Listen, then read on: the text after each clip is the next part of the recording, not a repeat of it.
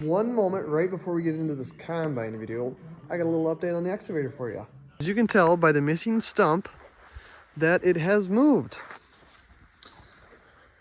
So what I actually did, you guys can go back and look at my other excavator video, but I did the same assembly, but I had this underneath the bearing. A better piece, of course, without rust, but this is 3/millionths shim, very thin, and that's really all it required. I put it on the back side of the bearing, and I pushed the bearing onto the shaft, and it actually stayed very fit.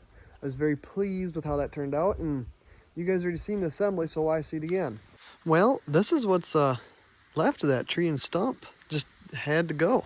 Here's the fun part. We're throwing a little bit of live video here for you guys. See how it actually came down.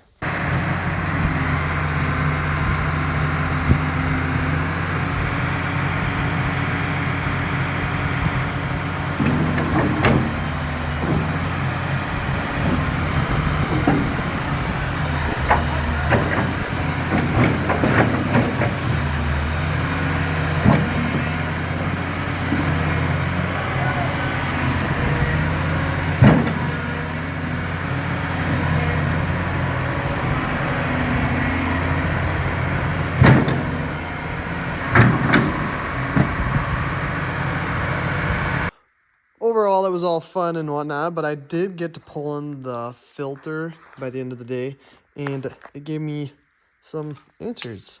For one, this, which I thought was just going to be a, throwaway paper, whatever you want to call it, filter. This is an all-metal reusable canister filter. Huh, did not expect that. What else I didn't expect was all those shavings. Yeah, that is not pretty. I mean, they sparkle pretty, but not in a good way. Well, there you guys have it. Who knew it was going to be a pump, right? Anyways, we're going to just put hold on that project here for a little bit now, and we're going to move on to the next one, getting that combine out. What do you think about that? Let's go do that. Now back to your regularly scheduled episode here. Well, we're in the back here, as you can tell, and the time has come. We got to get this combine out here. We're going to awaken the beast here quick. No, not this one. The one behind me. Now this is the beast we're talking about. You can even see Dutch has got a little bit of excitement to see this thing going. She's awake, ready to come out. It didn't want to start, otherwise I would have got a real cool startup video, but just started working, sticking solenoid, always something.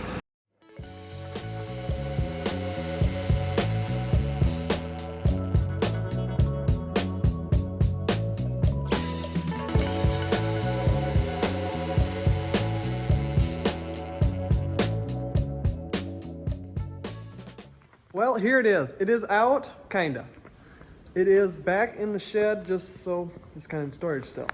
This is our 9650 STS with a 8-row 893 John Deere corn head. It is one of the later John Deere corn heads. It has the option for a single point hookup, which this combine presently does not have. The corn head was new for us last year. We got it about halfway through the season. It does offer us the option of Yetter Devastators and the Calmer chopping roll kit. So here's the Yetter Devastators, and then if you kind of look in there, it has the Calmer chopping kit. It also has Calmer deck plates, and at one point it did have the whole kit and caboodle, but the gathering chains have since been replaced, and the sprockets I think were replaced along with it.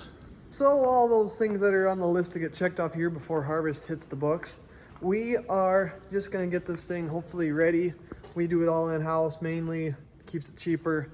One of the things that I do is I go through the whole combine, really top to bottom, and just try to look over every bearing belt and anything that moves is kind of what I look at. But right as we were pulling the combine out here, we were noticing that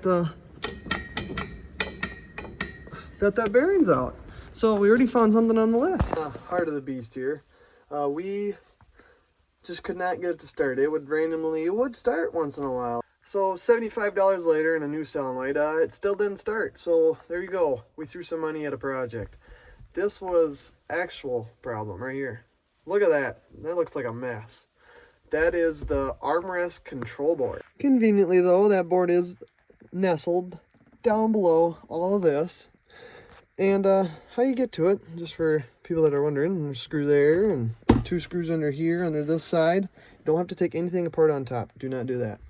But since I had the manual, I was able to diagnose it. But for starters, here's just a quick way to figure it out.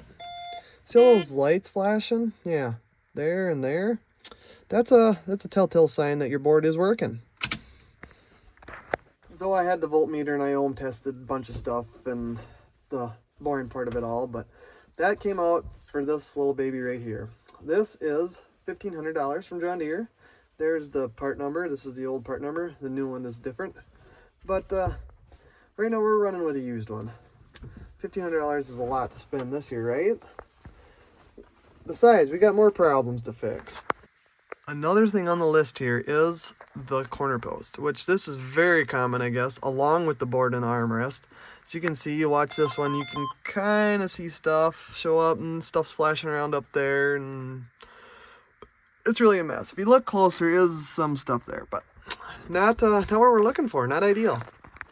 And wouldn't you guess it, guys, another control board is considered bad. This one's just, it's doing all kinds of things. It's just flashing stuff, whatever it wants, it's flashing it. Making a show, I guess. Trying to say something. There you guys have it. All it takes is one of these to stop your combine from starting. So if you guys need one, I have one. Other than that, guys, thanks for tuning in. We're still going over the combine here. Not too much excitement. Checking belts, pulleys. Found one bad pulley. Nothing too out of the ordinary. But thank you guys for tuning in, and we'll catch you right back here on the next one. Take her easy.